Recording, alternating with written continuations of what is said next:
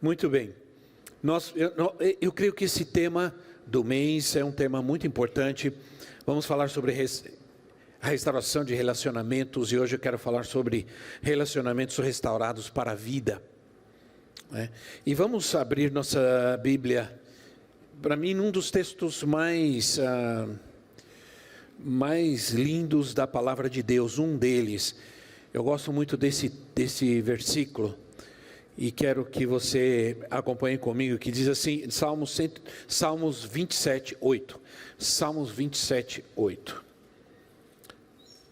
Salmos 27, 8 diz assim: ao teu respeito, diz o meu coração, busque a minha face, a tua face, Senhor, buscarei. Quando você coloca a palavra buscar, ou a frase buscar a Deus numa concordância, a primeira passagem, a primeira referência que aparece é essa.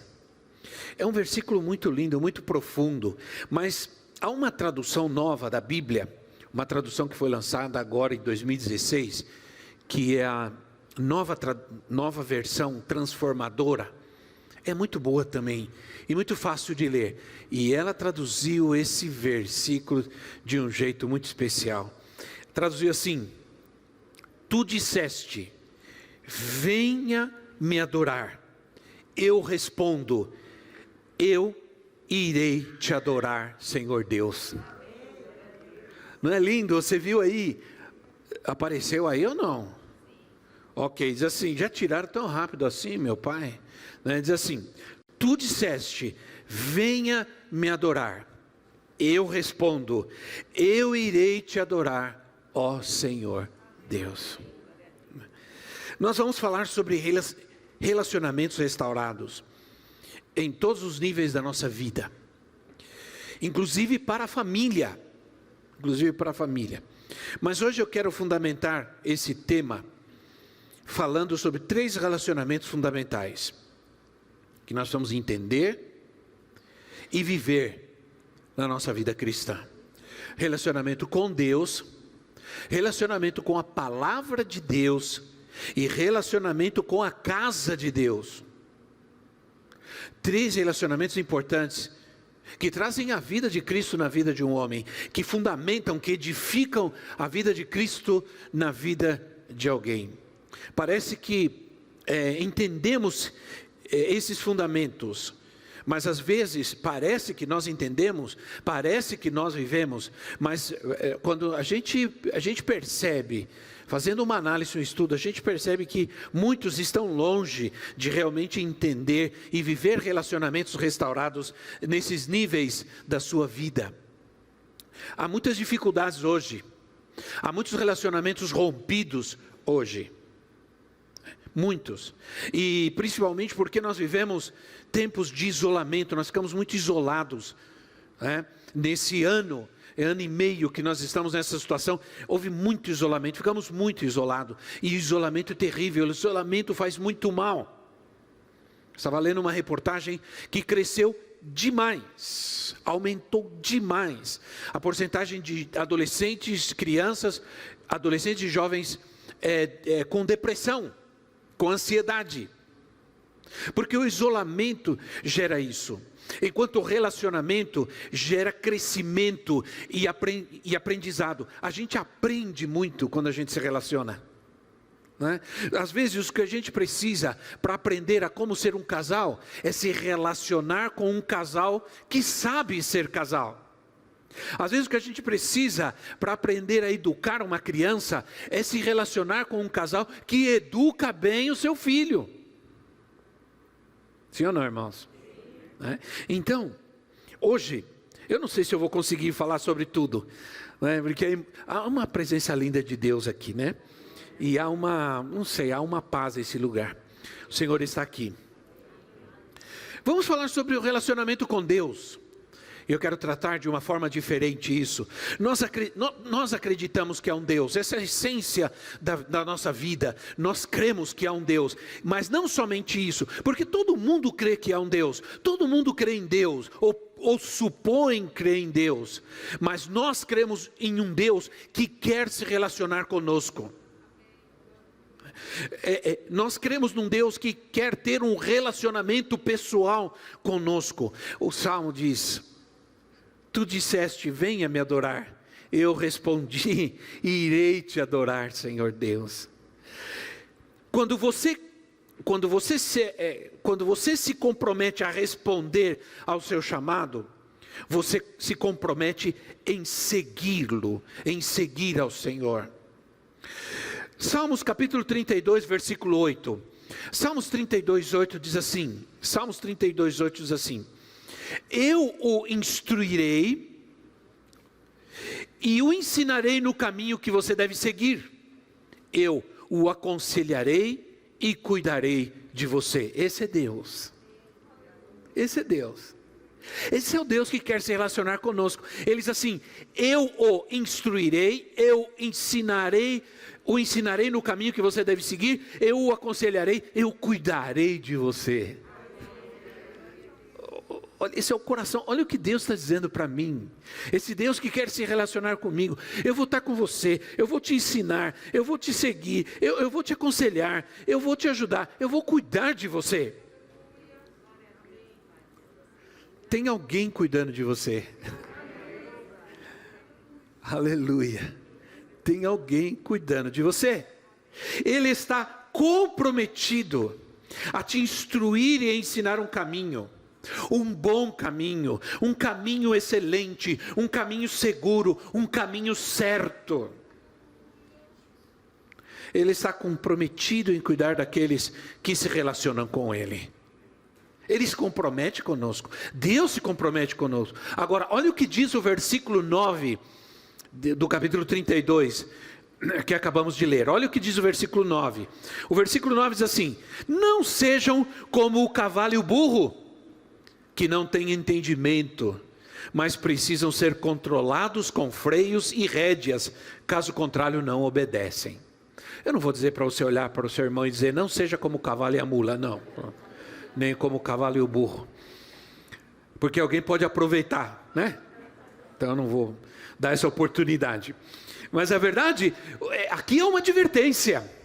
Aqui é uma advertência. Aqui ele está chamando a nossa atenção. Não sejam como o cavalo e o burro, que para andar no caminho certo, para seguir a direção certa, para não sair do caminho, precisa ser controlado.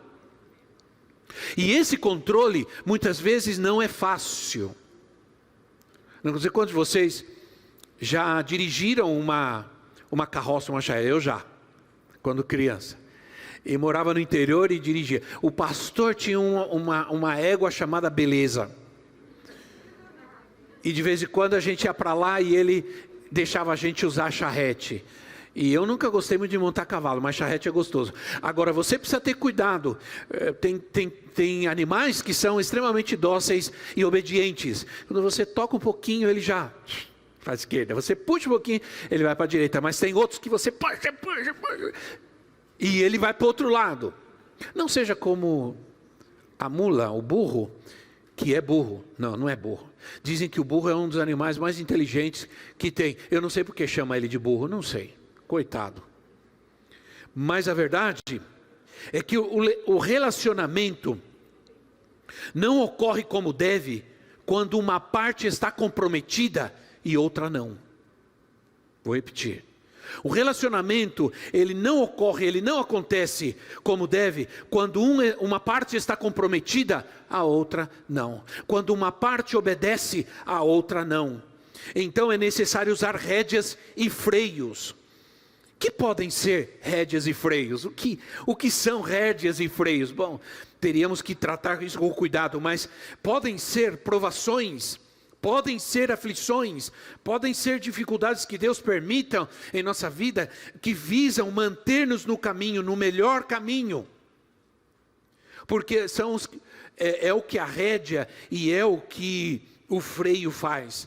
Nos mantém no caminho, certo, na direção certa. Mas não é um caminho imposto, é um caminho prazeroso, é um caminho alegre, é um caminho de paz. Mas muitas vezes Deus permite as situações na nossa vida para que a gente não saia do caminho. Eu quero te dar um exemplo. Quando nossa juventude na igreja, um dos rapazes do nosso relacionamento de jovens na igreja, ele se afastou. E ele não somente se afastou, mas como ele se envolveu com drogas. E era um jovem de Deus, ele saía para evangelizar, ele estava adorando ao Senhor, de repente saiu e começou a usar drogas. Até que um dia ele estava muito drogado, muito mal, e ele foi sair do ônibus sem pagar. Eu nunca sei, irmãos, assim, outro dia, faz tempo já, eu fui pegar o ônibus, eu não sabia se entrava pela porta da frente ou a porta de trás. Né? Então eu não sei, eu sei que ele esperou a porta abrir para ele pular do ônibus sem pagar. E quando abriu a porta ele pulou, quando ele pulou veio um caminhão e passou por cima da perna dele. E ele perdeu a perna. Tiveram que amputar a perna. E depois de um tempo ele começou a voltar, agora vinha sem uma perna com a muleta. E um dia conversando com ele, eu sentei, comecei a conversar com ele, eu era líder dos jovens. E ele disse uma coisa para mim que eu nunca esqueci mais. Ele disse assim: eu teria minha perna ainda se eu não tivesse saído do caminho. Mas eu prefiro seguir no caminho de Cristo com uma perna do que com as duas fora dele. Ele disse, você entendeu isso? Prefiro seguir no caminho de Cristo com uma perna do que com as duas fora dele. Aprendeu uma grande lição, de que o compromisso no relacionamento tem que ser dos dois. Muita gente hoje quer que Deus cuide deles, quer que Deus os ame, quer que Deus abençoe, quer que Deus os cure, quer que Deus faça isso, quer que meu pai, mas não quer ser filho de jeito nenhum, porque filho se sujeita, filho obedece, filho honra. Pelo menos deveria.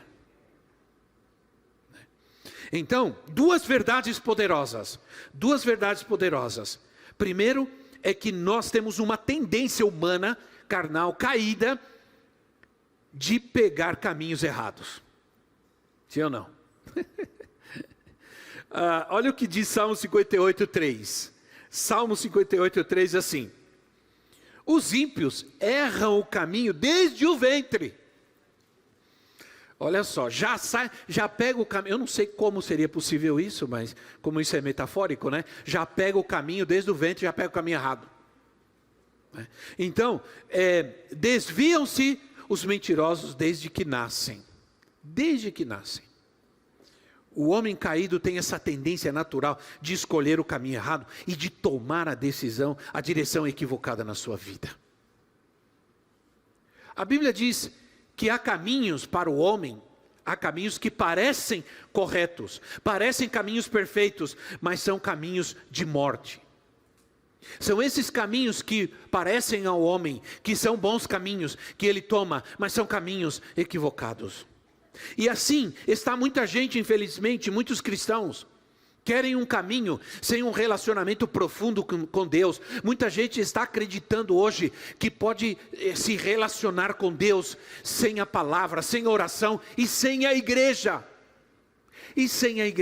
Há razões pelas quais há necessidades e razões pelas quais você fica em casa, porque você precisa, mas não há relacionamento. Olha o que foi dito aqui. Eu tinha muita vontade, eu tinha muita saudade, eu queria muito estar aqui com os meus irmãos, eu queria muito estar na casa de Deus. Creem que assim, nessa situação, estão melhores. Hoje em dia também as pessoas têm a tendência de deixar os relacionamentos, os conflitos, porque deixar é mais fácil do que enfrentar, do que trabalhar, do que restaurar. Então, o casamento está difícil, vamos deixar, separa, porque é mais fácil, dá menos dor de cabeça. Antigamente, as coisas quebravam, a gente consertava, hoje quebra, a gente joga fora. Nossa maquininha de café quebrou, aqui do escritório, e mandou arrumar.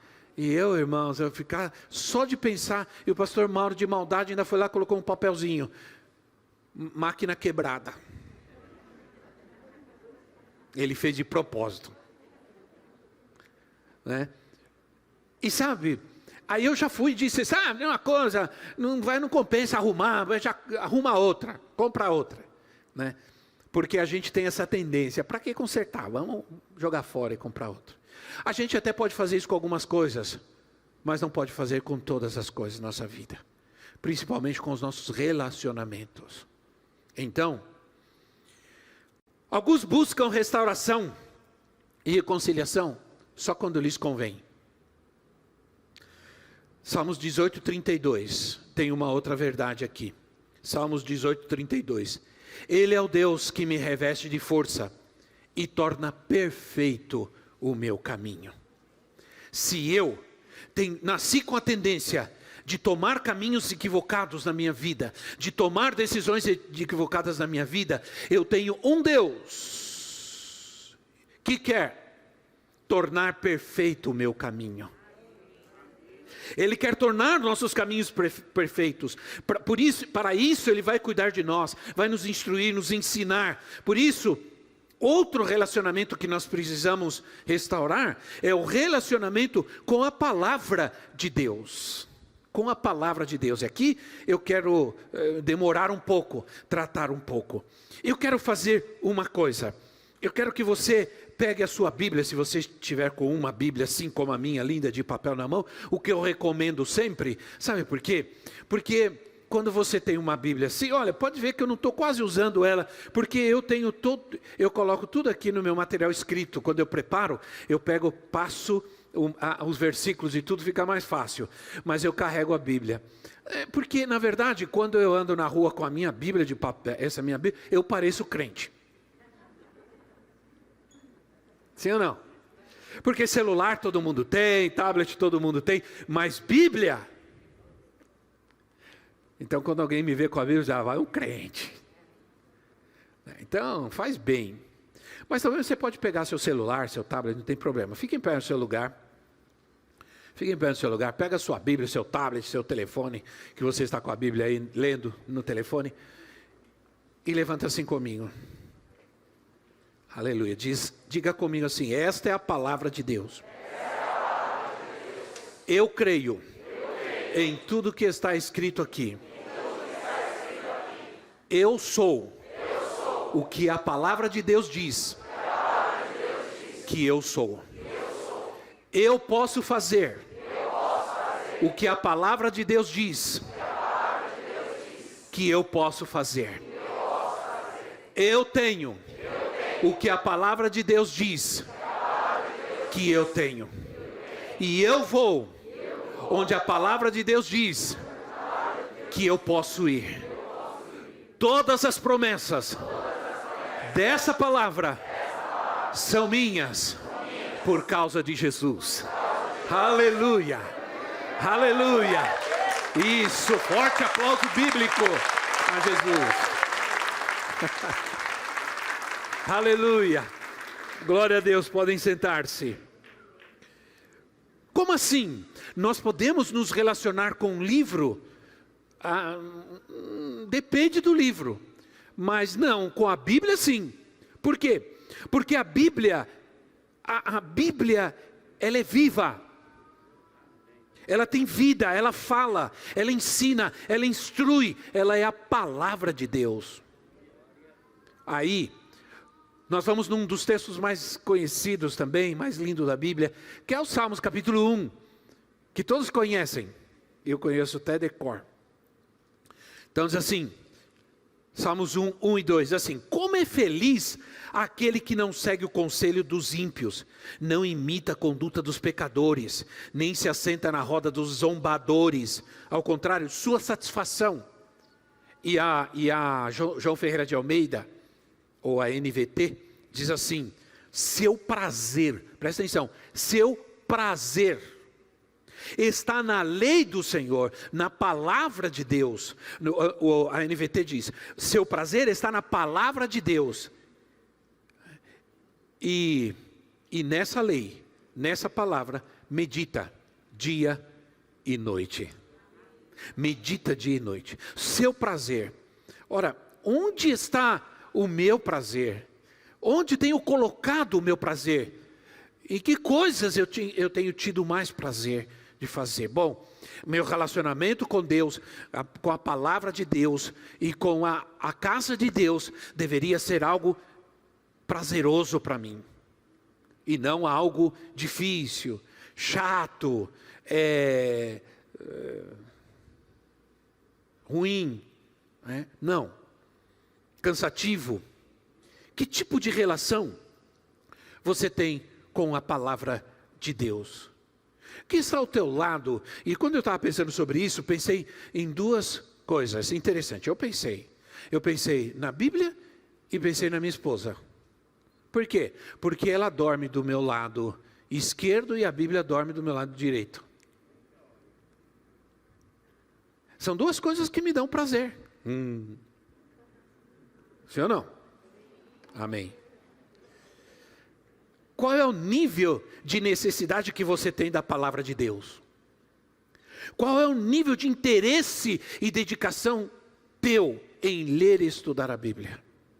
Eu quero dizer para você que, como cristão, como alguém que ama a Deus, que quer servir a Deus, passar um dia sem ler a Bíblia é problema.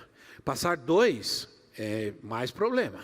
Passar 3 é mais problema. Passar uma semana é um grande problema. Passar um mês, acho que você já morreu. Nossa relação com a palavra de Deus deveria ser algo apaixonante, como um namoro. Quando você está namorando, né? Quando você está apaixonado, meu Deus, Senhor da glória, quer se ver todo dia, toda hora, está no telefone toda hora, e fala, 1 hora, 2 horas, 3 horas. Quer se encontrar toda hora porque está apaixonado. Quando chega perto, treme as pernas. Né? Sim ou não? Qual é a tua relação com a Bíblia, com a palavra de Deus? Essa relação de amor, de paixão. Eu quero rapidamente falar para vocês sobre 2 palavras gregas que elas são, que se traduz como palavra de Deus, como palavra. A primeira palavra é a palavra logos. Logos, palavra grega logos, significa palavra escrita. É a palavra escrita. Isso é logos. Bíblia é logos. Logos é o Deus encarnado. João, capítulo 14, versículo 23. João 14, 23, assim: respondeu Jesus: se alguém me ama, guardará a minha palavra, logos.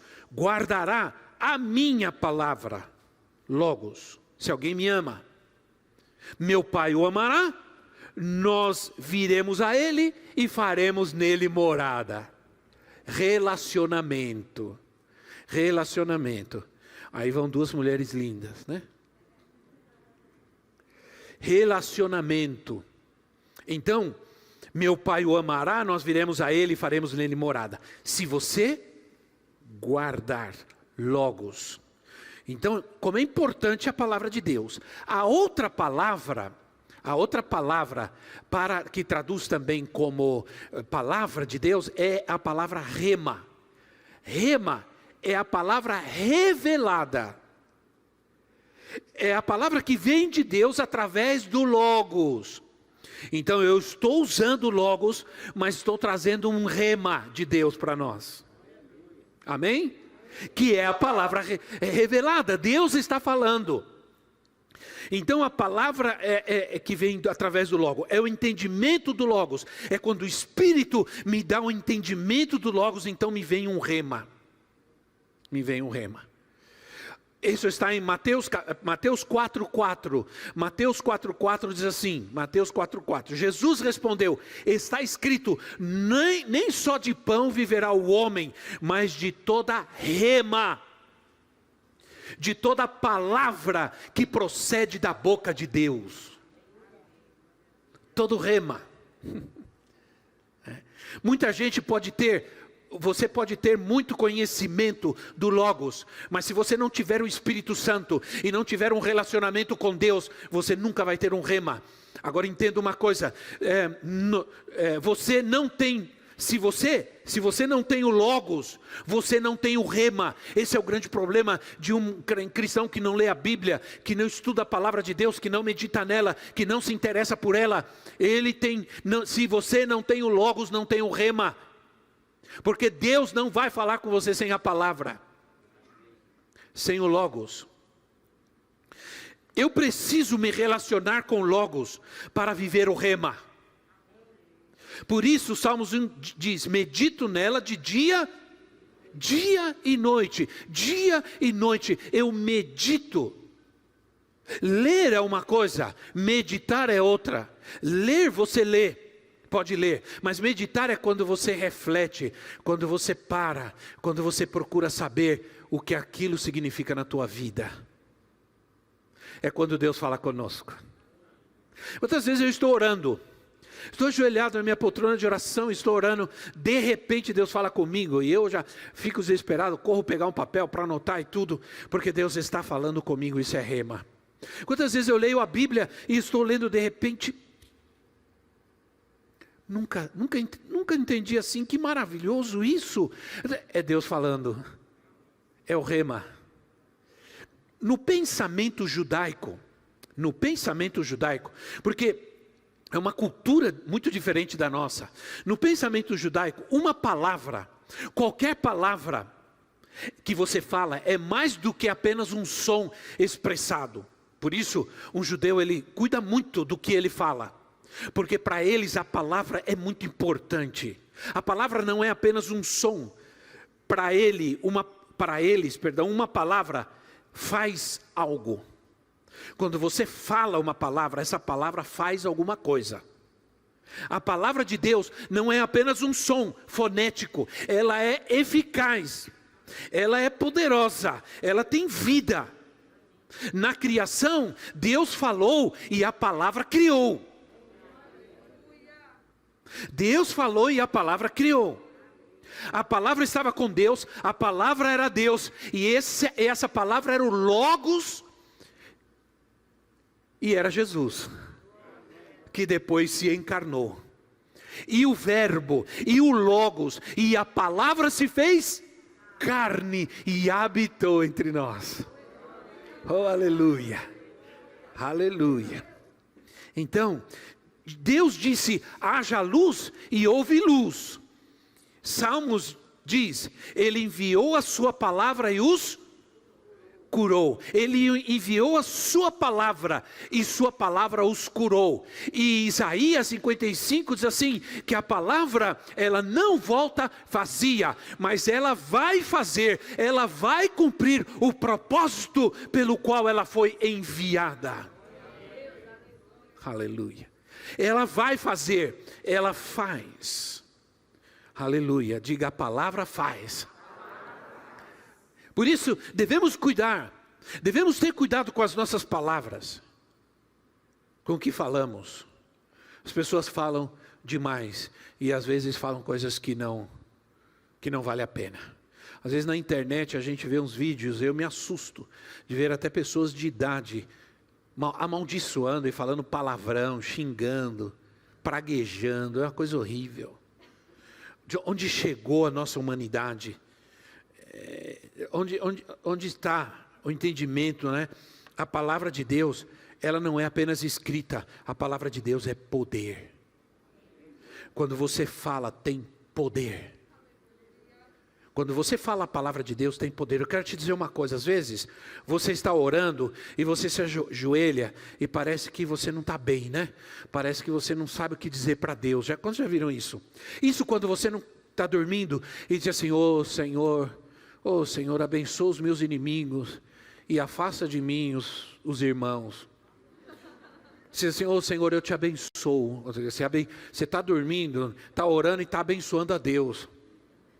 né? Deus não precisa de ser abençoado por você, né? Porque a gente às vezes vai orar e perde, a gente não sabe o que dizer. Pega a Bíblia, pega a palavra de Deus, abre uns salmos, abre um texto e começa a orar aquele texto.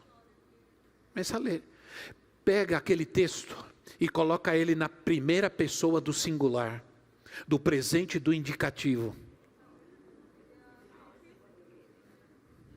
Diga eu. Você coloca você ali naquele texto e começa a dizer, né? E começa a trazer a palavra de Deus para a sua vida.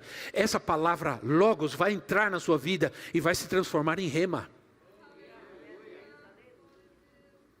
Então, você precisa abraçar e viver o logos para poder viver o poder do rema. Poder do rema. No primeiro século se enfrentou muitos problemas com as palavras, porque as palavras, elas são necessárias para expressar ideias e pensamentos. Houve um tempo chamado tempo do iluminismo, onde os discursos e o pensamento era muito importante. Começou a se adorar o pensamento, começou a se adorar os discursos. As pessoas eram mais amadas por aquilo que elas falavam do que pelo que elas eram. Nesse tempo, muitas ideias equivocadas, muitas filosofias erradas surgiram, por causa de se expressar pensamentos e ideias. E hoje nós estamos vivendo um pouco disso também, irmãos. Com pouca erudição e com muito pouco conteúdo, se estão expressando ideias malucas, doidas. Essas pessoas perderam rumo completamente. Nós voltamos a ter esse problema. Há muita mentira expressa em palavras ou expressada em palavras, muita mentira, por todos os lados. Nós precisamos da verdade. Nós precisamos da verdade que liberta, e a palavra de Deus é essa verdade. Quando a gente começa a viver, por isso admiro você que se interessa, que chega cedo para estudar a palavra de Deus. Me admiro, nós estamos muito dedicados. Nós tivemos, como de segunda-feira, um culto tão poderoso aqui, que nos vai servir para os próximos 30 anos. Porque nos próximos 30 anos, se o Senhor me permitir, estarei aqui ainda. Ora, precisamos voltar a amar e namorar a palavra de Deus, nossa amada Bíblia. João chamou Jesus de Logos. Jesus disse: no princípio era aquele que é a palavra, no princípio era o Logos. Jesus Cristo é o poder criador de Deus que veio aos homens. Aquele poder criador que estava lá, aquela palavra que estava lá no Gênesis, veio ao mundo, se encarnou, veio aos homens. A sabedoria criadora de Deus, se tornou homem. A palavra que é a expressão de um pensamento, Jesus se tornou a expressão perfeita do pensamento de Deus ao nosso respeito, ao respeito do homem. Mas como eu preciso ir caminhando para o final aqui, e eu talvez não consiga falar ainda tudo o que eu quero falar sobre o relacionamento, nosso terceiro relacionamento, que é o relacionamento com a casa de Deus. Depois vamos falar relacionamento com a família, vamos falar com relacionamento com o Espírito Santo. Esses vão ser os nossos temas. 1 de Timóteo 3,15, relacionamento com a casa de Deus. É certo falar casa de Deus? Claro que é. 1 Timóteo 3,15 assim: mas se eu demorar, saiba como as pessoas devem se comportar ou comportar-se na casa de Deus, que é diga comigo, que é irmão, mais forte, irmão, tudo bem? Tudo bem? Você está bem, né? Então diga: casa de Deus, que é a igreja. Casa de Deus, que é a igreja. Igreja não é qualquer igreja. Igreja do Deus vivo. Coluna e fundamento da verdade. É a casa de Deus. É a igreja. Não é apenas o templo. Não são as paredes. E quem nos demonstra isso é interessante. Porque Eu gosto muito de um livro escrito por um homem chamado, esqueci o nome dele, o sobrenome dele é Tenney. A casa favorita de Deus. Ele começa esse livro falando sobre a casa em que ele cresceu. Que todos nós, e alguns de nós que éramos do século passado, né? Nós nos lembramos da nossa casa em que crescemos. Quantos se lembram da casa que você cresceu? Quantos têm saudade dessa casa? Um dia, eu fui na cidade que eu cresci, né? Eu não nasci, mas eu cresci nessa cidade. E eu tive que ir para fazer alguma coisa. Eu falei, vou passar para ver a casa onde eu cresci. Quantos já fizeram isso? Eu já fiz. E eu fui lá, passei no bairro, tudo diferente. Até foi difícil achar. Quando eu achei a casa, estacionei e fiquei olhando. E fiquei me lembrando, como eu cresci aqui. Passei lindos anos da minha vida nesse lugar. Eu corri aqui, ainda não tinha casa nenhuma, tinha muito mato e tudo. E olhei a casa e fiquei olhando. Como a gente gosta. Todos nós temos uma casa favorita, que é aquela que nós vivemos. Aliás, nossa casa, quando você viaja, irmão, você pode se hospedar em bons hotéis e tudo mais, mas você sempre quer voltar para a sua casa, para o seu colchão com buraco no meio, e seu travesseiro cheio de baba.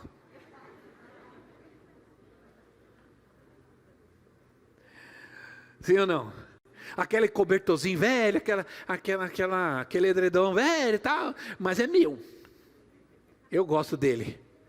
Meu filho, o Gabriel, quando ele era pequeno, ele tinha um cobertor, ele não largava aquele cobertor, não largava para nada. Ele ficava com aquele cobertor, ele punha no dedo, ficava assim, com o cobertor na mão, e aquele cobertor foi ficando sujo, mas lavava, pendurava no varal, ele ia lá e ficava agarrado com o cobertor no varal, esperando secar. O cobertor foi ficando descorado, manchado, mas ele não queria outro, era aquele. Nós vamos trazer isso à nossa realidade, e ao nosso comportamento de vida com a casa de Deus. Outro dia eu conversava com alguns irmãos, nós estávamos aqui, essa semana eu passei a semana inteira aqui, segunda culto, viemos cedo para resolver as coisas, terça, culto de oração, eu estava aqui porque eu dou aula no seminário. Quarta, tenho o meu grupo eu também tenho o meu grupo de comunhão, eu também tenho o meu grupo de discipulado ministerial. Então aqui na quarta-feira, na quinta-feira começamos nosso culto poderoso. E para aquele que não veio, eu digo, ai de você. Foi bom demais, né? O nosso culto de quinta-feira. Só na sexta que eu falei, vou ficar em casa, porque senão eu vou voltar a morar na igreja. Não tem problema, o salmista diz assim, bem-aventurados aqueles que habitam na tua casa. Bem-aventurados são aqueles que habitam na tua casa. Quando eu transformo a casa de Deus na minha habitação. A casa favorita de Deus, Tenney diz assim, Deus prefere paixão mais do que um palácio. E isso eu posso enxergar na vida do rei Davi. O rei Davi, quando nasceu no coração de Davi, fazer uma casa para Deus. Foi isso que ele disse, eu quero fazer uma casa para Deus. Eu vou fazer uma casa para Deus. Aí vem o profeta e diz assim, olha meu filho, ele pensou numa linda casa e ele estava pensando no edifício. Aí Deus manda o profeta e diz, eu não estou nem ligando para isso. Não é o que eu quero, mas já que você quer, então eu vou permitir que você faça essa casa para mim, e eu vou habitar nela, eu vou visitá-la, eu vou estar lá. Mas por que Deus disse isso? Porque ele disse, eu vou estar lá, mas eu só vou estar lá se você estiver. Porque se você sair de lá, eu também saio. É simples, irmãos. Aqui nós somos a casa de Deus. Quando nós sairmos daqui, quando nós vamos embora para casa, Deus não fica aqui não. Ele está no ônibus, no carro, cuidado, ele está lá, ele não ficou na igreja. Alguns dirigem, saindo daqui dirigindo, pensando que Deus ficou aqui. Aí o cara te fecha lá. Cuidado, Deus está lá, está com você, ele continua. Ele está vendo. Então o que acontece? Davi, aí que fez Davi? Quando vieram os filisteus e teve aquela confusão toda, tiraram a arca, destruíram o templo, vem Davi e traz a arca de volta. Só que Davi não pensa em restaurar o templo. Davi levanta apenas uma tenda, uma cobertura, coloca a arca lá no monte, coloca lá a chama, manda acender o incensário, manda deixar a chama acesa e manda os músicos. 24 horas nós vamos adorar a Deus. Adorar a Deus, porque Deus não está interessado em palácios, Deus não está interessado em estrutura. Nós temos uma estrutura linda aqui, mas Deus não está interessado nisso. Deus está interessado em vidas apaixonadas por Ele. Uma igreja apaixonada. Claro que a gente faz bonito, porque justamente a gente entende que é o lugar onde a gente se reúne para adorar a Deus. Tem que ser lindo mesmo, tem que ser bonito mesmo, não pode ser feio, porque Ele demonstra quem Deus é. Não pode ser um negócio, feio, todo rachado, todo... No outro dia eu estava dando bronca, porque tinha um papelzinho no chão, porque tinha um risquinho ali, e o pessoal fica meio assim comigo quando eu chego, porque quando eu chego eu já vejo tudo. Eu vejo o chiclete que está debaixo da cadeira. É a casa de Deus. A gente tem que cuidar, como casa de Deus, desse lugar onde a gente se reúne para adorá-lo. Então o rei Davi queria construir, mas Deus não estava interessado no edifício. Ele quer corações. Ele quer corações. Dá-me o teu coração. Antes do teu culto, antes do teu dízimo, dá-me o teu coração. Há cultos sem coração. Existem cultos sem coração. Deus não presta atenção nesses cultos. Ele quer o teu coração. Deus quer encontro com seus filhos. Por isso a igreja é importante. Por isso quando nós nos reunimos aqui é importante, porque Deus quer encontro com os seus filhos amados. Isso é igreja. É a congregação dos chamados, da sua família. Ele derrubou a parede de separação. O véu que separava já não separa mais. Então, Deus quer isso. Não adianta ter estrutura sem ter liberdade do Espírito Santo. Eu quero ter as duas coisas. Eu quero ter estrutura e quero ter liberdade do Espírito Santo. Aleluia. Às vezes nós nos preocupamos demais com as pessoas. Me ajuda aqui porque eu preciso terminar. E se você não me ajuda, eu não lembro que eu tenho que terminar. Às vezes nós nos preocupamos demais com as pessoas, com a opinião delas. E o Espírito nos diz nesses dias: atraia a atenção de Deus e ignore a aprovação do homem. Atraia a aprovação de Deus. Atrai, chama a aprovação de Deus. Nosso altar de adoração está em todo lugar. O nosso altar de adoração está em nossa casa, está em nosso carro, está no nosso trabalho. Nosso altar de adoração está em todo lugar. Na casa de Deus eu tenho encontros de glória. Eu tinha a igreja Cristo Centro, uma das nossas igrejas Cristo Centro fora do Brasil. Eu não me lembro, talvez em Costa Rica. O culto, a gente chama de celebração. Eles chamam de encontros de glória. Eu gosto disso, porque é verdade. Quando a gente se encontra, então a glória de Deus está, porque a glória de Deus está em nós. Então eu não venho para a igreja para ficar feliz, eu já venho feliz. Alegrei-me quando me disseram... Quando diz assim, vamos para a igreja, todo mundo sorrindo, alegria, festa. Não vai ser assim sempre com alguns da casa, da família. Você vai ter que agarrar pelo pescoço, pelo cangote, vai trazer, não é? Vai trazer a pontapé, a tapa na orelha, mas você vai. Na minha casa nunca teve essa história, você, não quero ir hoje para a igreja, não quer, meu filho, você não quer? Pois te dou 5 minutos, para estar em pé e se preparar. Você vai de um jeito ou de outro. E hoje eu dou graças a Deus. E hoje eles me agradecem. Né? Me agradecem. Porque aí você diz, não, mas não pode ser. Como não pode? Quem manda?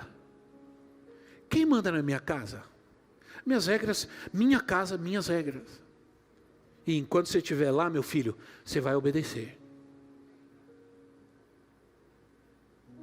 É difícil, né? Mas é assim que tem que ser.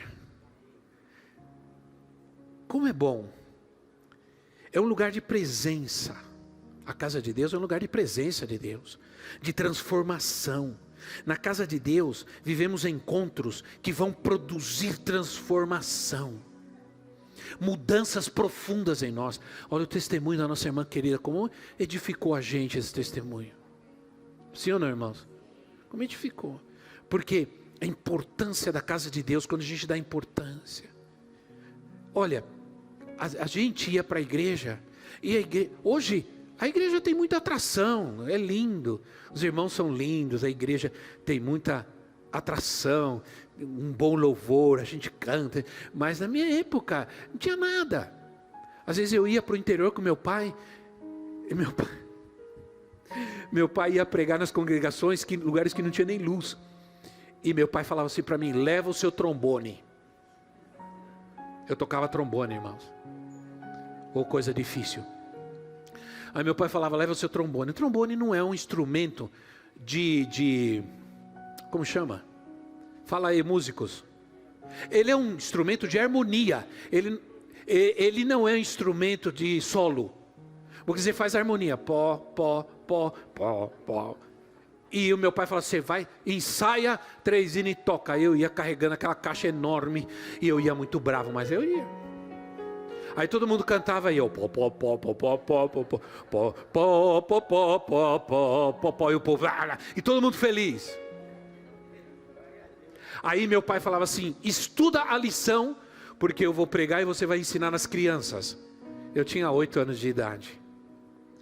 E aí eu ensinava as crianças. Eu era criança, eu ensinava as crianças. E eu comecei a amar aquilo. Amar a casa de Deus. Hoje a gente conversava, a gente estava conversando esses dias, eu não terminei de falar, e a gente, nós somos igrejeiro. A igreja pegou na gente, não tem jeito. É o melhor lugar do mundo. Beautiful place. Melhor lugar do mundo é aqui, na casa de Deus. Vamos nos colocar em pé.